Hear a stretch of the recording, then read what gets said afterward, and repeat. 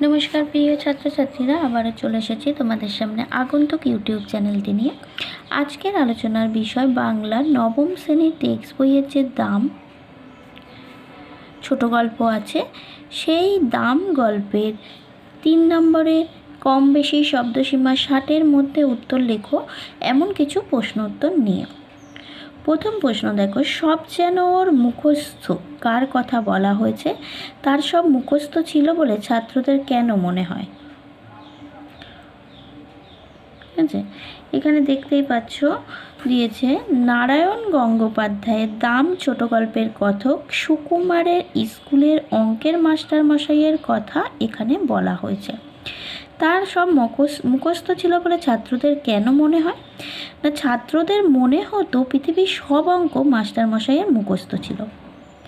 কারণ কি না, যে সমস্ত জটিল অঙ্ক তারা কিছুতেই মেলাতে পারতো না, মাস্টারমশাই মাত্র একবার সেটি দেখেই বোর্ডে তার সমাধান করে দিত।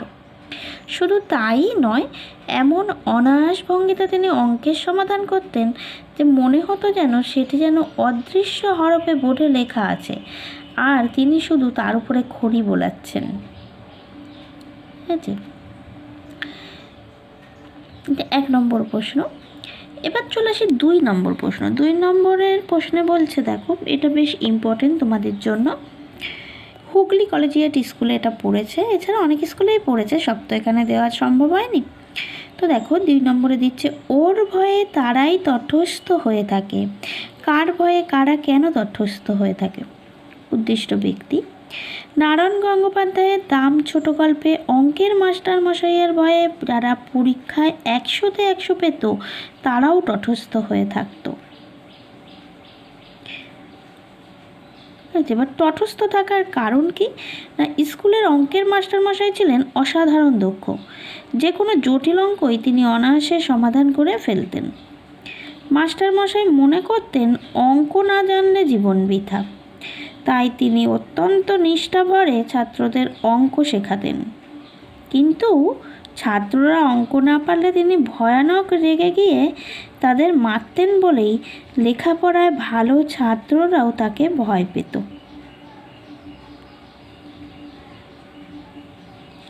এটা গেল আমাদের 2 নম্বর প্রশ্ন উত্তর। এবার চলে আসে আমাদের 3 নম্বর প্রশ্নের উত্তর। দেখতেই পাচ্ছ এটাও বেশ ইম্পর্টেন্ট। স্কুলে কি বিভীষিকায় যে ছিলেন ভদ্রলোক, এখানে কার কথা বলা হয়েছে? তিনি কেন বিভীষিকা ছিলেন? উদ্দিষ্ট ব্যক্তি। আলোচ্য উদ্ধৃত অংশে নারায়ণ গঙ্গোপাধ্যায়ের দাম গল্পের কথক সুকুমারের স্কুলের অঙ্কের মাস্টারমশাইয়ের কথা বলা হয়েছে। তিনি কেন বিভীষিকা ছিলেন?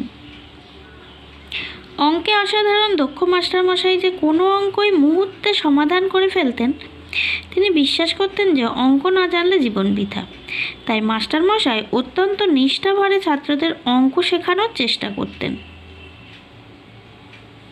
ছাত্ররা অঙ্ক না পারলে ক্রুদ্ধ মাস্টারমশাইয়ের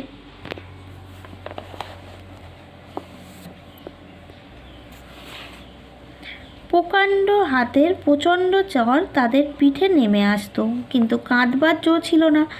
এ কারণেই তিনি ছাত্রদের কাছে বিভীষিকা ছিলেন। ঠিক আছে, এই যে উত্তরটা দেখতে পাচ্ছ এটাই লিখতে হবে।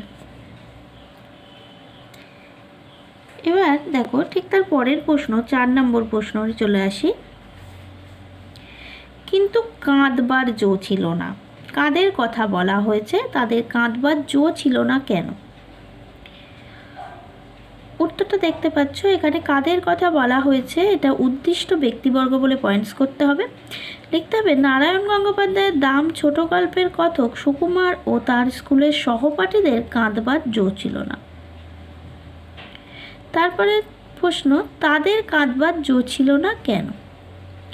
সুকুমারের স্কুলের অঙ্কের মাস্টারমশাই মনে করতেন প্রতিটি ছাত্রের উচিত অঙ্ক না জানা এবং সুকুমারের স্কুলের অঙ্কের মাস্টারমশাই মনে করতেন প্রতিটি ছাত্রের উচিত অঙ্ক জানা এবং অঙ্ককে ভালোবাসা। তিনি ছাত্রদের প্রাণপণে অঙ্ক শেখানোর চেষ্টা করতেন আর এর জন্য প্রয়োজনে তাদের প্রহার করতেও দ্বিধা করতেন না। মাস্টারমশাইয়ের মতে অঙ্ক না পেরে কাঁদার বিষয়টি একেবারে পুরুষোচিত নয়। মার খেয়ে ছাত্রদের কান্না পেলে তারা কাঁদতে পারতো না, কারণ কাঁদলে মাস্টারমশাই আরও রেগে যেতেন। এই উত্তরটা লিখতে হবে।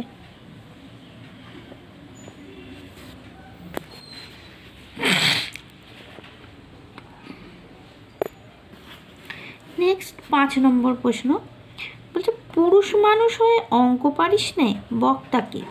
উক্তিটির আলোকে বক্তার মনোভাব ব্যাখ্যা করো। এখানে বক্তা হলেন নারায়ণ গঙ্গোপাধ্যায়ের দাম ছোট গল্প থেকে উদ্ধৃত আলোচ্য উক্তিটির বক্তা হলেন সুকুমারের স্কুলের অঙ্কের মাস্টারমশাই। এর আলোকে বক্তার মনোভাব ব্যাখ্যা করো। এখানে বক্তার মনোভাব কী ছিল পয়েন্টস করে লেখা আছে,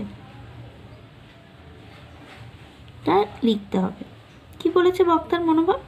না, মাস্টারমশাই নিজে ছিলেন অঙ্ক অন্তঃপ্রাণ। তিনি বিশ্বাস করতেন অঙ্ক জানা এবং অঙ্ককে ভালোবাসা প্রতিটি ছাত্রের অবশ্য কর্তব্য। মাস্টারমশাইয়ের কাছে পুরুষ এবং ছেলেদের অঙ্কে দক্ষতা প্রায় সমার্থক ছিল। অঙ্ক না পেরে তার হাতে মার খেয়ে ছেলেরা কাঁদলে তিনি তাই তাদের পৌরুষ নিয়ে ধিক্কার জানাতেন।